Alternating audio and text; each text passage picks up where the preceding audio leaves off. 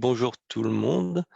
Donc moi je suis Guillaume Tirel et je vais vous parler de quelques outils qui sont la Galaxy RGR.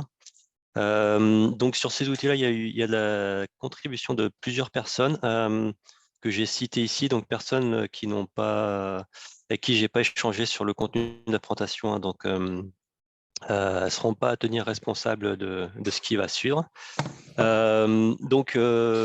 RGR, c'est un ensemble d'outils que je vais détailler et j'essaierai de faire un focus quand même sur la simulation de données, qui est le package, avec le package RGR DataSim, qui est celui qui est le plus lié à la prévision. Bon. Donc voilà, donc vous l'aurez compris, les packages RGR, c'est tout un ensemble de packages R qui sont venus de développement autour des modèles GR. Donc, ce qu'a présenté Charles était très axé autour de GRP, mais même GRP repose sur pas mal de développement au préalable sur des modèles de simulation. Il y a quelques années de cela, suite aux nombreuses sollicitations qu'on recevait par rapport à nos modèles, on a décidé avec Laurent Coron de faire un package RGR qui regroupe tous nos modèles de simulation et les développements les plus récents. Donc ça a été le premier package RGR et autour de ça, on a développé d'autres packages. Donc je vais les passer en revue. Slide suivant. Donc RGR, en fait, juste pour préciser ce qu'il y a dedans, hein, donc c'est vraiment un package qui permet de faire tout ce qui est nécessaire pour réaliser un exercice de modélisation hydrologique. Donc, de la préparation des données d'entrée au calcul de l'évapotranspiration potentielle, un algorithme de calage des paramètres du modèle. Ça permet de faire du calage, du contrôle, comme ce qu'a présenté Sarah. Il y a des critères de performance et il y a quelques fonctions pour tracer des plots. Et dans ce package-là, on a mis des modèles horaires, journaliers, mensuels et annuels, ainsi que ses manèges. Et depuis peu de temps, un modèle de routage pour faire du semi-distribué. Slide suivant. Donc tout ça, RGR, c'est un package qui est quand même assez complexe, hein, parce qu'il y a pas mal de fonctions disponibles.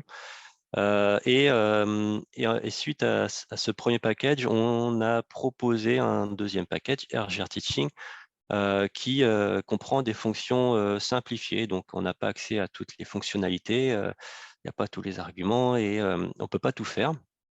Mais ce package-là est très utile pour tout ce qui tourne autour de l'enseignement, hein. Donc, on l'utilise pas mal quand on donne des cours d'hydrologie.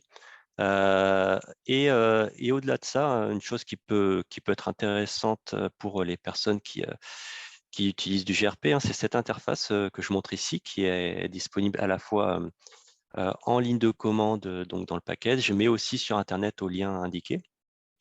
Et donc sur cette interface, vous pouvez aller modifier les paramètres de plusieurs modèles hydrologiques, hein, les modèles journaliers et mensuels, afin de voir quel est l'impact des paramètres sur la simulation de l'hydrogramme. Qu'est-ce que ça change quand on modifie le paramètre qui est sur le réservoir de production ou le réservoir de routage, etc. Donc ça, pour bien comprendre ce qui se passe dans le modèle, c'est très utile. Et slide suivant. Et du coup, on a proposé aussi un article qui est en cours de révision, qui décrit notamment des exercices. Donc ces exercices, ils sont aussi disponibles dans le package et sur le lien indiqué.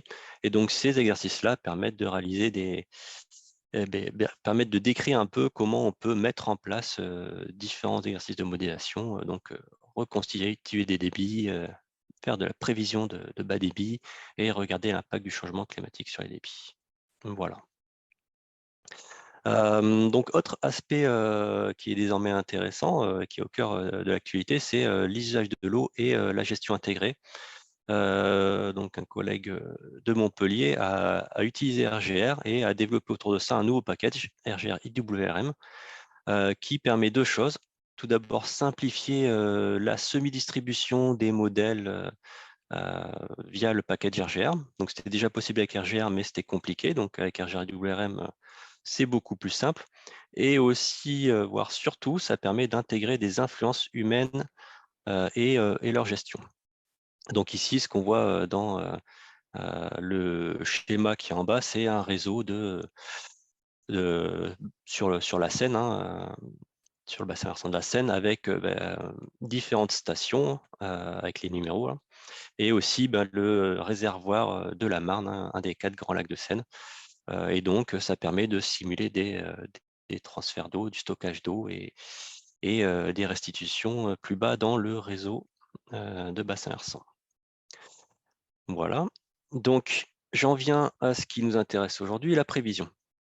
Donc pour ça, on a aussi un package RGR DataSim. Donc ce que je vous présente ici, c'est, les résultats d'un travail de postdoc qui a été réalisé par Gaia Piazzi, donc vous voyez la photo ici. Hem Donc, ouais, peut-être que j'aurais dû préciser aussi, c'est que ces packages-là, RGR, et cetera, ils servent aussi un peu, de sorte de bac à sable à nos travaux de recherche où, pour certains travaux, on fait des tests dans RGR avant de transférer, les résultats dans GRP. Heu, donc ça a été le cas, des travaux de FIPREBOOST, mais aussi une partie des travaux de Paul Astagno, pour les plus récents. Donc l'assimilation, qu'est-ce que c'est? Donc c'est un outil qui permet, pour la prévision, de se rapprocher, d'observations qu'on a au fur et à mesure, du temps. Donc, voilà, si je veux faire ma prévision de débit pour les 10 prochains jours, je vais, utiliser mon observation de débit, d'hier pour rapprocher mon modèle de cet état-là et dérouler ma prévision. Donc c'est ce qui est un peu schématisé sur le graphe de gauche. Donc ce qui se passe, donc on voit les petites flèches grises, c'est des simulations. On arrive jusqu'à un pas de temps donné, pas de temps sur lequel on a l'observation qui est le triangle, et on va rapprocher nos simulations, de ce triangle et ça va donner des petits carrés rouges qu'on va à nouveau propager, jusqu'à la prochaine observation. Voilà, donc ici, on prend en compte des incertitudes. Donc dans cette étude, on a comparé, le filtre de Kalman d'ensemble au filtre particulier sur 200 bassins avec GR5J. Slide suivant. Et donc on a fait, des expériences, dans lesquelles on a regardé, ce qui se passait si on mettait à jour différentes, variables du modèle, donc réservoir de production, de routage, hydrogramme unitaire, les éléments classiques. Guillaume, Et on a regardé, ouais, j'ai vu une Denis, minute. 1 Merci. minute. Et on a regardé, comment évoluaient les scores de prévision, qu'on appelle ici courbe ROC, jusqu'à 9 jours, d'échéance. Donc ce qu'on voit, il faut comparer le box plot blanc, qui est la référence, sans assimilation, à, 4 expériences, C1, C2, C3, C4, voilà, différentes, mises à jour ou perturbations d'état du modèle. Donc ce qu'on voit, c'est que, ce sont, les expériences pour lesquelles on a le réservoir de routage qui est mis à jour, donc C1 et C3, qui améliorent le plus en assimilation de données et pour lesquelles cette amélioration perdure le plus dans le temps, notamment avec le fil particulier. Et donc je crois qu'on va arriver à la conclusion de ma présentation, ou presque. Donc si on résume ces travaux, on a montré à Gaïa qu'il fallait se focaliser sur le réservoir de routage pour améliorer la prévision via l'assimilation. Alors des choses que je n'ai pas présentées, hein, c'est que si on prend en compte que l'incertitude météorologique, le fil de calmant d'ensemble fonctionne mieux que le fil particulier, mais l'effet de l'assimilation via le fil particulier dure plus longtemps qu'avec le filtre de Kalman d'ensemble. Donc ça dépend un peu aussi des objectifs de la prévision.